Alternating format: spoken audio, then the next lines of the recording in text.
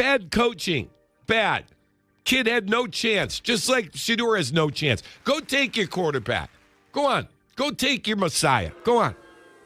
Good luck. I'm done. And I got to tell you something. Over the past couple of months, I am looking at the Browns through a different lens. It's almost like I'm on the outside now looking in.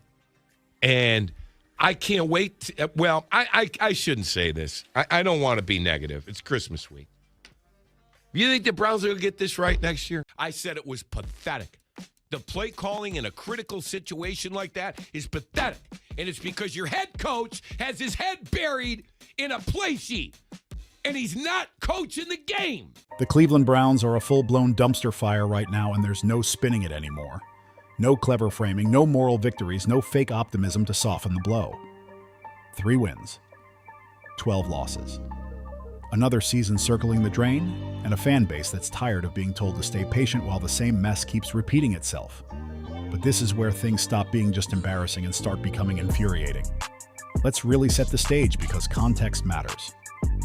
The Browns just went head-to-head with the Buffalo Bills, a team stacked with playoff-tested veterans, a group that knows exactly who they are. 7-8 straight years of postseason football. That's experience, confidence, and continuity. And what did Cleveland bring into that fight? A roster loaded with rookies, a rookie quarterback, and an offensive line so depleted, it barely resembled an NFL unit. 5 games. He's not the answer. How in the hell would you know? You don't know anything. It's a combination of factors. Him getting thrown in at the end of the year, him not getting any reps, him getting bad coaching, and playing on a team with a bunch of rookies. Every single original starter on that line was gone. Not 1, 0. That's not an excuse. That's a fact. So here's the real question. Did anyone acknowledge that reality? Did the national media slow down for 1 second to add context? Did fans step back and say, hold on, let's be fair here? Did the organization itself protect its young quarterback with honest messaging? Nope. None of that happened. Instead, people rushed to reactions without understanding what actually went down on that field. Let's talk about the Buffalo game the right way. Shedeur Sanders recorded his lowest time to throw all season at 2.7 seconds. That number keeps getting thrown around like it's some kind of progress. But let's be clear. That didn't happen because Shedeur suddenly turned into Patrick Mahomes overnight. It happened because the coaching staff spent the entire week hammering one message into his head. I don't think he's earned that from his track record, number one. Number two, he can't get quarterback or receiver right. The whole league is predicated on quarterback and receiver. And number three, the Browns' offense is a total mess. Get the ball out. Faster. Don't hold it. Don't extend. Don't trust it. Over and over again. So what did Shedeur Sanders do? Exactly what he was told to do. He turned into a check-down machine. Catch, throw, repeat, no rhythm, no chance to let routes develop, no opportunity to push the ball downfield. And yes, on the surface, it looked ugly. It looked worse than some of his previous outings. But here's the real million-dollar question that people keep dodging. Is that on Shedeur Sanders? Or is that on coaching? Because if we're being honest, this isn't some isolated incident. This is a pattern.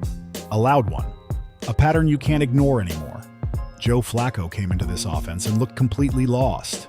A Super Bowl winning quarterback suddenly looked like he didn't recognize basic reads. Dylan Gabriel stepped in and looked neutered, stripped of creativity, confidence, and freedom. Young quarterbacks, veteran quarterbacks, different skill sets, same outcome. Whoever's here next year is going to benefit because hopefully the Browns are going to get some competent offensive coaching in here. What we're watching right now is not. And everybody knows it around the league. Everybody knows it on the Browns team. That's not coincidence. That's system failure. And this is where the spotlight turns directly to Kevin Stefanski. Rizzo didn't dance around it. He called it out directly. He pointed the finger at the offensive scheme itself. A scheme that ranks among the worst in the NFL by nearly every meaningful metric. Points per game, red zone efficiency, third down conversions, situational awareness. The numbers don't lie. This isn't just a bad year. This is a collapse, a historic one. 4 years in, and instead of growth, identity, or consistency. The Browns look more confused than ever on offense. Players hesitate. Quarterbacks play tight. Everything feels scripted, stiff, and predictable. And when an offense makes multiple quarterbacks look like they've forgotten how to play football, that's not on the players anymore. That's on the system. That's on leadership. That's on coaching philosophy that refuses to adapt. This isn't just losing football. This is dysfunctional football. He won at a 552 clip for the first 4 years of his career. And in the last 2, he's at 188. No one's even close. Like he just fell off a cliff. Something happened. I don't know what. And until that gets addressed honestly, the Browns are going to keep cycling quarterbacks, burning confidence, and asking young players to survive chaos instead of developing in structure. He won at a .552 clip. Let's start right there. That's not average. That's respectable. That's playoff-level football over a meaningful sample size. Coaches build reputations on stretches like that.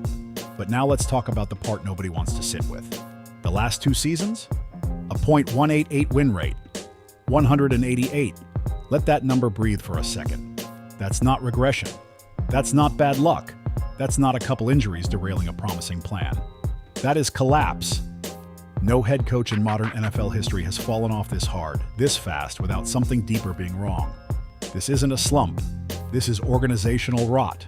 Top to bottom, front office decisions, coaching philosophy, player development, messaging, all of it. And yet somehow, the blame keeps sliding downhill to the easiest target.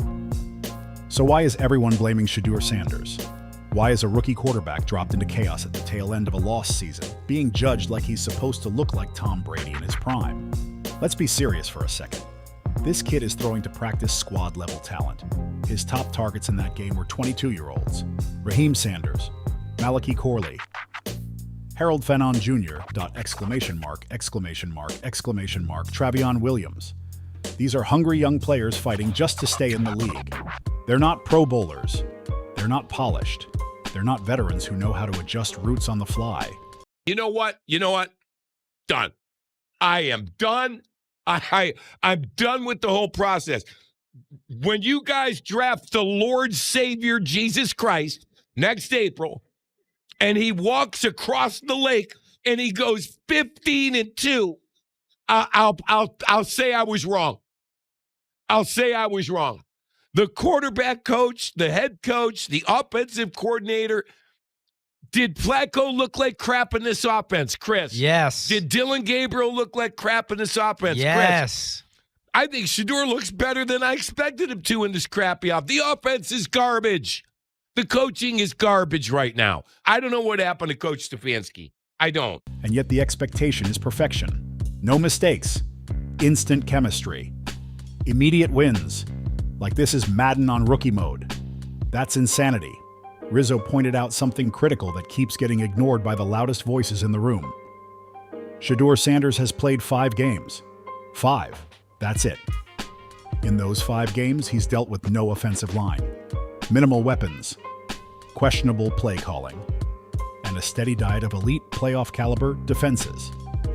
But sure, let's write him off because he didn't go 15-2 in December. The lack of perspective in Cleveland is breathtaking.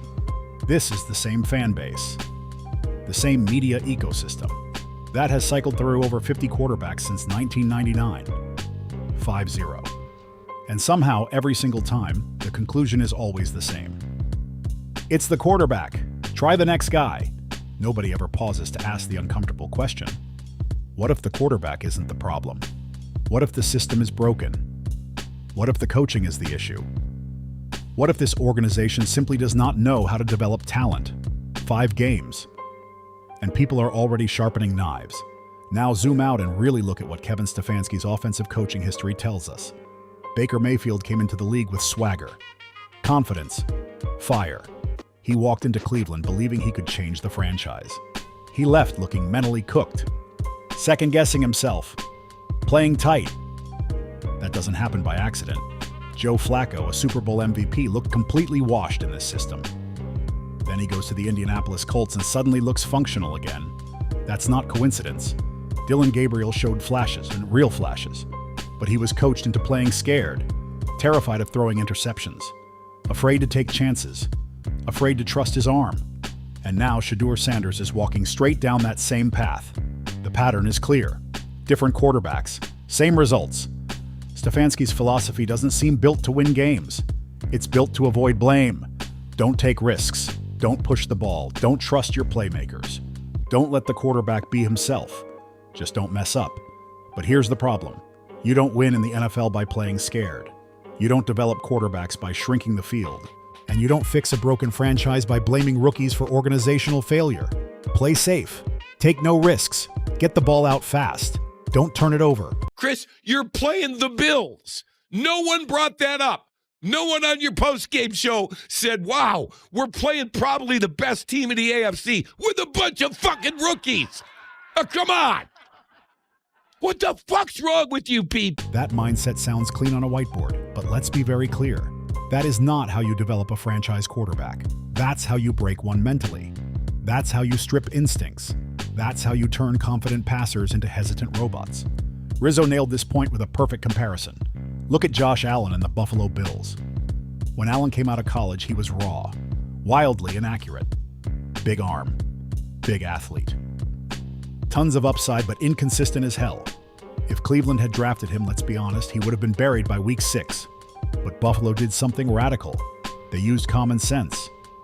Sean McDermott and Brian DeBole didn't try to squeeze Allen into a rigid, outdated system.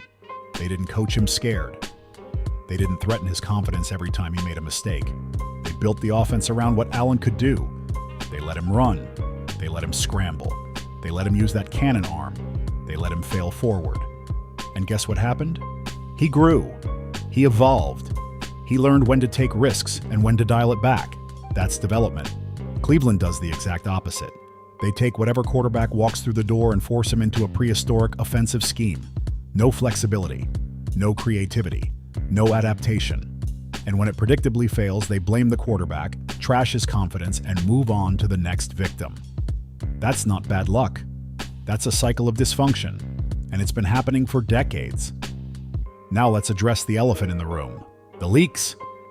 Ian Rappaport went on NFL Network and dropped some eye-opening nuggets about the Browns' future. According to Rappaport, no decision has been made yet on Kevin Stefanski's future. Let that sink in. How is that even possible? The season is essentially over. You're sitting at 3 wins. 3? 15 losses staring you in the face. At this point, you're supposed to have clarity, direction, a plan. But wait, it somehow gets worse. Rappaport also mentioned that Andrew Berry will be heavily involved in deciding Stefanski's fate and the direction of the franchise moving forward. Think about that for a second. The same GM who has whiffed on receiver after receiver. The same GM who failed to build a functional offensive line. The same GM who has cycled through quarterbacks like they're disposable practice jerseys. That guy is deciding the future. That's not accountability. That's circular logic. Here's the harsh but simple reality. The Browns are asking Shedeur Sanders or whoever they draft next to pull off something that has never been done correctly in modern Cleveland history. Get the coach right. Get the GM right. Get the quarterback right. All in one offseason. Not once. Not in the expansion era. Not in decades of mediocrity. Not ever. And yet the media and fans act like it's inevitable. Like all you need is the next shiny quarterback prospect and suddenly everything clicks. The offensive line magically fixes itself. Receivers suddenly appear. Coaching becomes competent overnight. Spoiler alert. It won't. Rizzo understands something many refuse to accept. Development takes time. Patience is required. Infrastructure matters more than hype. You can draft the most talented quarterback on the planet, but if you throw him behind a broken offensive line, give him no weapons, coach him to play scared, and provide zero stability, he will fail every single time. The Browns didn't create a quarterback graveyard because they couldn't draft talent. They created it because they never built an environment where quarterbacks were allowed to survive, grow, and lead. Anyone with eyes can see it now. Cleveland never gives quarterbacks a legitimate chance to succeed.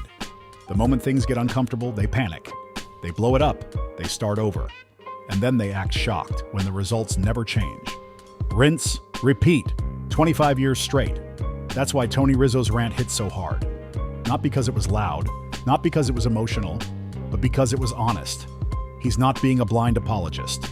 He's not claiming Shedeur Sanders is flawless. He's not crowning him the guaranteed savior of the franchise. What Rizzo is saying is much more reasonable than that. Give the kid a real chance. Acknowledge the context. Recognize reality. Shedeur Sanders is playing with backups behind backups. He's throwing to young receivers still trying to earn roster spots. He's operating behind an offensive line that barely qualifies as functional. And he's being coached by a staff with a proven track record of failing quarterbacks.